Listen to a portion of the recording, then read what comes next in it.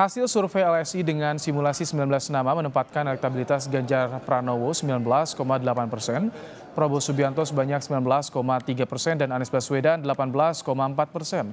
Sementara dalam simulasi 3 nama capres, Prabowo Subianto di angka 30,3%, Ganjar Pranowo 26,9% dan Anies Baswedan 25,3%. Survei melibatkan 1.229 responden dengan margin of error kurang lebih 2,9% dalam periode 31 Maret hingga 4 April 2023. Pilihan presiden ini terakhir, pilihan presiden kalau simulasi 19 nama terjadi dead heat gitu, sama kuat boleh bilang antara 3 nama teratas. Ganjar Pranowo 19,8, Prabowo Subianto 19,3, Anies Baswedan 18,4. Jadi pada dasarnya kita nggak tahu siapa yang lebih unggul kalau melihat simulasi 19 nama ini. Untuk pertama kalinya sejak setahun terakhir saya kira Prabowo Subianto kembali jadi nomor 1, meskipun belum terlalu signifikan unggulnya, 3% saja, 3,6%, 3,4%, yaitu 30,3%, disusul oleh Ganjar Pranowo 26,9% dan Anies 25,3%. Ya, saudara, kita akan bahas survei Capres terbaru LSI bersama Direktur Eksekutif Lembaga Survei Indonesia Jayadi Hanan dan juga PLT Ketua Kornas Ganjaris Kris Chandra yang sudah bergabung. Selamat sore Pak Jayadi, Mas Kris. Selamat sore. Selamat sore. Baik, saya pertama ke Pak Jayadi. Pak Jayadi, ini menarik, timelinenya 31 Maret hingga 4 April. Ini pasca polemik Piala Dunia U20 ya Pak Jayadi. Jadi seperti apa hasilnya dan kenapa di timeline itu Pak Jayadi? Iya, memang kan isu Piala Dunia kemarin kan cukup heboh lah gitu ya. Dan FIFA mengeluarkan keputusan Indonesia tidak jadi tuan rumah itu pada tanggal 29. Nah, lalu tentu ada isu-isu lain, ada banyak isu hangat kan, seperti isu 349 triliun, lalu beberapa isu korupsi lainnya, isu pejabat biaya cukai dan sebagainya. Itu kita ingin tahu bagaimana persepsi publik. Ya, memang itu secara rutin kita lakukan, dan kita ingin tahu juga apa hubungannya itu nanti dengan faktor-faktor kehidupan berbangsa negara kita, terutama kita akan segera melaksanakan pemilu. Jadi itu alasannya kita melakukan survei ini, dan seperti yang sudah disampaikan oleh Kompas TV, memang hasil menariknya itu ternyata sejumlah isu itu tampaknya, terutama isu Piala Dunia, sedikit banyak itu terkait dengan perubahan peta, meskipun perubahannya belum fundamental ya. Perubahan peta dukungan terhadap capres menuju 2024. Yang saya maksud perubahan peta itu adalah selama ini katakanlah setahun terakhir ya, Pak Ganjar terus meroket gitu, tidak meroket sih, jarak dominasi ya. Belum juga, jarak antara Pak Ganjar dengan 2 nama yang lain itu terus menjauh gitu, meskipun belum sampai 50-an%. Pak Prabowo cenderung makin turun gitu, demikian juga Anies, tetapi kemudian di survei kali ini gimana Pak Jayadi? Iya, di survei kali ini kemudian terjadi perubahan. Pak Prabowo di simulasi banyak nama itu menjadi sangat kompetitif kembali dengan Ganjar, dan sementara di simulasi 3 nama itu Pak Prabowo sudah mulai menyalip Ganjar. Baik. Sudah ada ya peta yang jelas tadi yang disampaikan Pak Jayadi. Mas Kris, bagaimana tanggapan dari Ganjar soal ini? Isu Piala Dunia membuat heboh tampaknya, Mas Kris. Siap, terima kasih. Terkait itu 20 ini ya memang dampak elektoralnya ada. Dan khususnya di relawan Ganjar itu kami sangat-sangat menyikapi lah dinamika yang ada. Memang tidak bisa dipungkiri bahwa kita sebagai warga negara ya di negara yang demokrasi seperti ini ya dinamika yang seperti ini yang harus kita terima gitu. Jadi memang sampai saat ini pun juga masih ada perbincangan di antara relawan kami khususnya di Ganjaris, tapi secara menyeluruh bahwa ini sudah bisa kami redam dan kami bisa fokus untuk melanjutkan apa yang menjadi tujuan utama dari sebagai relawan Ganjar. Kalau itu Mas Kris, kami juga Oh, baik-baik. Ya. Silakan Mas Kris. Dan juga kami melihat bahwa sikap yang diambil oleh Pak Ganjar itu ya memang beliau lebih mengedepankan ideologis konstitusionalnya daripada memikirkan elektabilitasnya. Dan ini kami menyikapi bahwa beliau adalah pemimpin yang berintegritas, berani bersikap.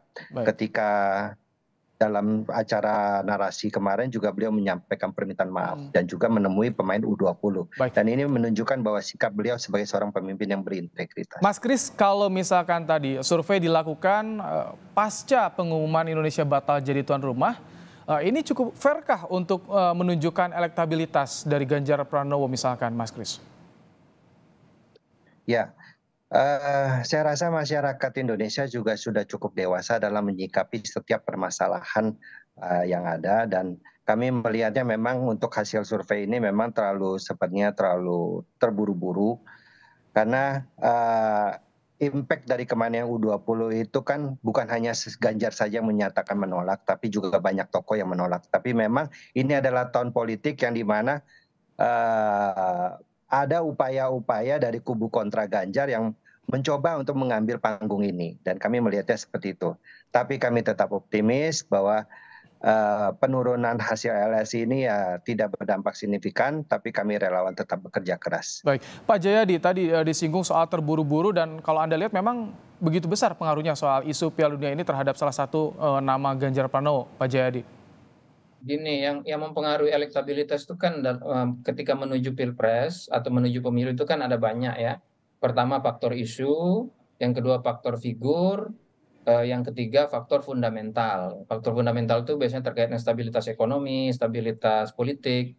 Faktor isu, ya faktor isu itu bisa bertahan, bisa come and go gitu, Mas. Jadi pertanyaannya adalah yang pasti faktor isu besar seperti isu Piala Dunia ini, karena 70-an% masyarakat kita itu kan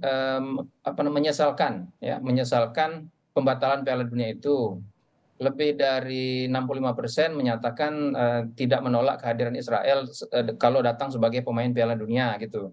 Nah itu, jadi isu-isu seperti ini kan menimbulkan reaksi negatif dari publik. Publik kalau punya reaksi negatif terhadap isu semasa, itu kemudian akan mengalamatkannya kepada kalau dalam kompetisi pemilu itu akan mengalamatkannya kepada peserta pemilu atau calon peserta pemilu atau figur-figur yang dianggap potensial. Nah, saya kira yang itu bukan soal buru-buru atau tidak, itu karena memang isu-isu seperti ini kan bisa jadi dia punya dampak sementara, tapi bisa juga punya dampak yang sifatnya berlangsung lama. Nah, tentu saja tugas dari teman-teman dari pihak Ganjar adalah membuat isu ini menjadi isu yang tidak berpengaruh lama di masyarakat. Tapi kan seringkali isu itu atau katakanlah momentum itu tidak bisa dikontrol oleh kita kan. Momentum atau isu itu bisa muncul dari peristiwa-peristiwa yang terjadi di sekitar kita. Karena itu memang ya perhitungan-perhitungan yang sifatnya baik itu ideologis, politik maupun elektoral. Pak Jayadi, kalau pertemuan politik antar tokoh itu berpengaruh juga tidak di elektabilitas yang dilakukan pada kemarin itu, kan ada beberapa pertemuan tokoh itu berpengaruh juga terhadap elektabilitas Ganjar Pranowo yang jarang tampaknya jarang bertemu dengan tokoh. Kalau jadi begini, penurunan elektabilitas Ganjar itu terjadi menurut saya minimal karena dua hal. Satu, endorsement dari Pak Jokowi. Karena begini, Pak Ganjar itu selama ini yang paling dianggap identik dengan pemilih Jokowi, gitu. Itu yang lebih banyak. Jadi lebih banyak pemilih Jokowi ke Pak Ganjar. Tapi belakangan, terutama sejak November, itu Pak Jokowi mulai mengendorse dengan tegas nama lain, yaitu Pak Prabowo. Nah, endorsement Jokowi itu tampaknya berpengaruh kepada para pendukung Jokowi yang mulai melihat bukan hanya Ganjar yang bisa mereka jadikan figur, tapi juga figur Pak Prabowo. Jadi data LSI menunjukkan kalau dari Januari, Februari, dan April yang barusan saya rilis itu mulai terlihat perpindahan suara dari pendukung Jokowi itu ke Prabowo mulai makin banyak. Bahkan di kantong-kantong suaranya Pak Jokowi seperti Jawa Timur, itu Pak Prabowo sudah mulai unggul dibandingkan dengan Ganjar. Di Jawa Tengah, itu pendukung Pak Jokowi itu mulai cukup banyak yang mendukung Prabowo, meskipun Ganjar masih gitu. Kalau di Ganjaris gimana kondisinya? Karena kan endorse Jokowi berpengaruh, bagaimana di Ganjaris sendiri, Mas Kris? Apakah pengaruh juga? Kemarin ada perbedaan pendapat Jokowi dan Ganjar soal Piala Dunia tuh. Ya, jadi terkait perbedaan pendapat yang dimaksud itu ya kemarin pertemuan Pak Ganjar dengan Pak Presiden itu di Solo itu baik ketika beliau sampai dan disambut dan dalam acara sholat Jumat pun juga saya rasa itu sudah menunjukkan bahwa tidak ada perbedaan pendapat dan kami juga melihat bahwa apa yang terjadi dinamika sekarang ini perpindahan dari relawan yang dimaksud seperti Mas Jayadi itu semata-mata karena kami melihat bahwa Presiden ini kan berdiri di atas semua kepentingan.